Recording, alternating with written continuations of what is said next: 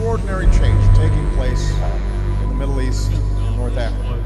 The people have risen up to demand their basic human rights. And after years of war against Al-Qaeda and its affiliates, we have dealt Al-Qaeda a huge blow by killing its leader, Osama bin Laden. So you killed bin Laden, and that was a turning point for you. Bin Laden was responsible for the murder of countless Americans, so you focused on him, and you found him, and you assassinated him. But we are faced with many bin Ladens every day, not just one. What gives you the right to decide that we should negotiate with our bin Ladens while you take yours out? There are times in the course of history when the actions of ordinary citizens spark movements for change because they speak to a longing for freedom that has been building up for years.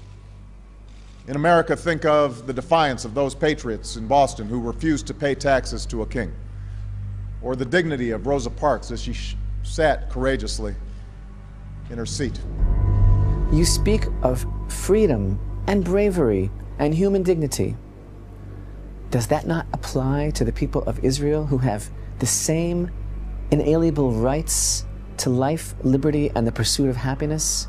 Would you negotiate with an entity that forswears ever recognizing your right to exist? And more so, would you oversee the establishment of a terrorist state on your border, on your land, peopled by those who have forsworn your destruction?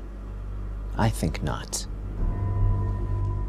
For over 2 years, my administration has worked with the parties and the international community to end this conflict, building on decades of work by previous administrations.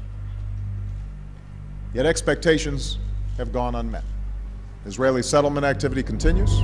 Are the people of Israel in this world in order to meet your expectations or the expectations of the quartet? What about the expectations of the people of Israel for human rights, for their basic dignity, for their right to live as a free people in all of their homeland, unfettered and without the threat of extinction, without the threat of occupation, because we're currently being occupied by an enemy that refuses to recognize our very right to existence? And once again, you are employing the historical lie that Israeli settlements are the obstacle to peace, when we all know that the PLO was founded before there were any settlements, when all the Palestinian leaders, whether Fatah or Hamas, admit this is not about settlements, this is about Haifa, this is about Tel Aviv, this is about Jerusalem, and the Palestinians will not be satisfied until the Zionist entity disappears. It's got nothing to do with settlements. It's got everything to do about whether or not the people of Israel have a right to exist. The fact is, a growing number of Palestinians live west of the Jordan River. Technology will make it harder for Israel to defend itself. What about the fact that a growing number of Jewish Israelis live on the west side of the Jordan River? Technology is going to make it more difficult for Israel to defend itself?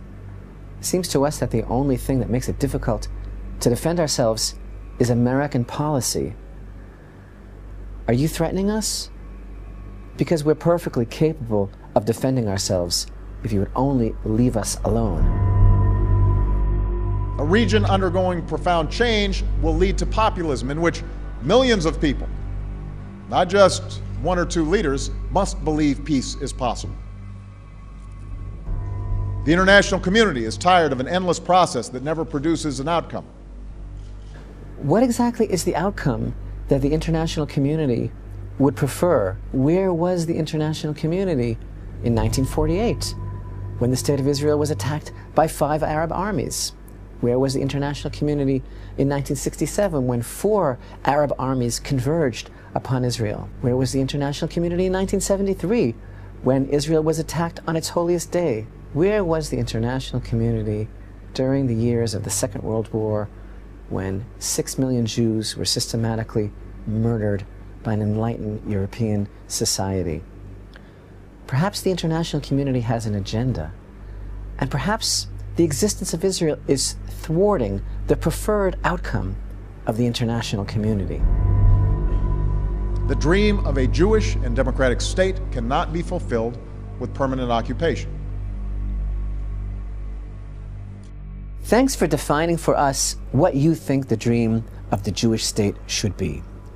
But for the Jewish people, the dream of the Jewish state is a land imbued with the values of the Torah, a land from which flows to the entire world the knowledge of the one true God of Israel, the land that God bequeathed to us according to our biblical boundaries. And it has nothing to do with whether or not the 67 borders are defensible or indefensible and where we could possibly place the negotiated Palestinian state. The dream of the Jewish state is the land of Israel.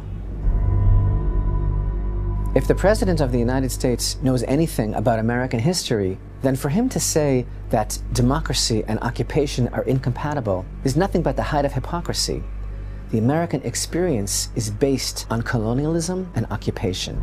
However, when it comes to the state of Israel, this notion of occupation is both presumptuous and preposterous. Whose land are we occupying? We have returned to our own land. And according to international law, it's quite clear that Israel, in every war thrust upon her by the Arab states, Israel acted in self-defense. Let me repeat what I actually said on Thursday, not what I was reported to have said. I said the borders of Israel and Palestine should be based on the 1967 lines with mutually agreed swaps. Mr. President, I'm not fooled. Now you're trying to backpedal, to qualify, to explain, to mollify. This isn't exactly what you meant, and of course you're not calling upon Israel to recede to the 1967 borders, and of course you'll take into consideration the demographic changes and facts on the ground, and any other way that you seek to explain away the evil that you have proposed, a true revelation of what you intend for the state of Israel. Now you risk re-election and alienating all the supporters of Israel amongst your people. But the people of Israel are not fooled, and we will not lay down our dream of living lives of peace and security and happiness and prosperity in our land, the land of Israel, the entire land of Israel, not to be dictated by your vision. And we will not lay down our lives and sacrifice ourselves upon the altar of your ambition.